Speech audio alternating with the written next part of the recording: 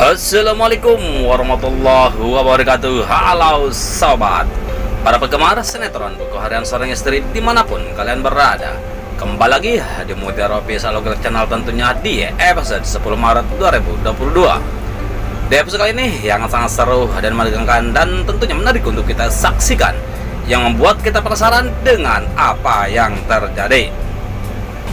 Dimana terlihat Pasha yang bersama Tante Merlin yang berada di mobil. Tiba-tiba Pasha pun mendapatkan telepon dari Lula yang sudah pulang dari luar kota. Terlihat Pasha yang begitu senang di saat menerima telepon dari Lula, dan Lula pun mengajak Tante Merlin untuk berobat dengan cara terapi. Setelah selesai Lula menelpon Pasha, Lula pun teringat sama kakaknya yaitu Nana, yang mana Lula pun tahu kalau Junior sedang sakit tentang pendengarannya. Sedangkan Nana yang ada di kamarnya bersama Dewa sangat senang menerima telepon dari Lula, dan Lula pun mengajak Nana untuk mengobati Junior dengan cara terapi. Terlihat Nana dan Dewa pun bersiap-siap untuk berangkat terapi mengobati Junior. Sedangkan di sisi lain, Pak Fajar yang bersama Lia di salah satu kafe, tampak Pak Fajar pun sedang menelpon ke rumahnya untuk menanyakan Tante Merlin. Namun yang menjawab adalah susternya dan mengatakan kalau Tante Merlin sudah dibawa Pak Pasha untuk berobat terapi. Namun sebelum lanjut, alangkah baiknya jika tekan terlebih dahulu tombol like dan subscribe-nya dan nyalakan loncengnya, tujuannya agar tidak ketinggalan sinopsis dan bocoran Buku Harian Seorang Istri di episode selanjutnya. Bang Wek pun menyarankan agar menonton video ini sampai selesai agar tidak terjadi kesalahpahaman di antara kita. Nah sobat, inilah sinopsis selanjutnya. Singkat cerita, Pasha dan Lula yang membawa Tante Merlin pun sudah sampai di rumah sakit untuk terapi. Terlihat Lula yang masuk untuk mendaftarkan Tante Merlin terapi. Tak lama kemudian Pak Fajar yang bersama Lia pun datang.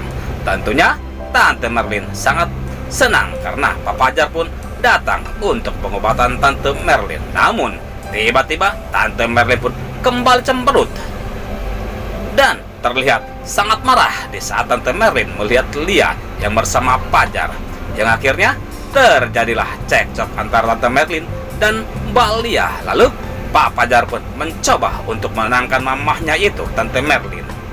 Tak lama kemudian Nana dan Dewa pun datang ke tempat yang sama untuk mengobati Junior, dan Lula pun yang sudah mendaftarkan Tante Merlin membawa masuk Tante Merlin ke dalam untuk diobati.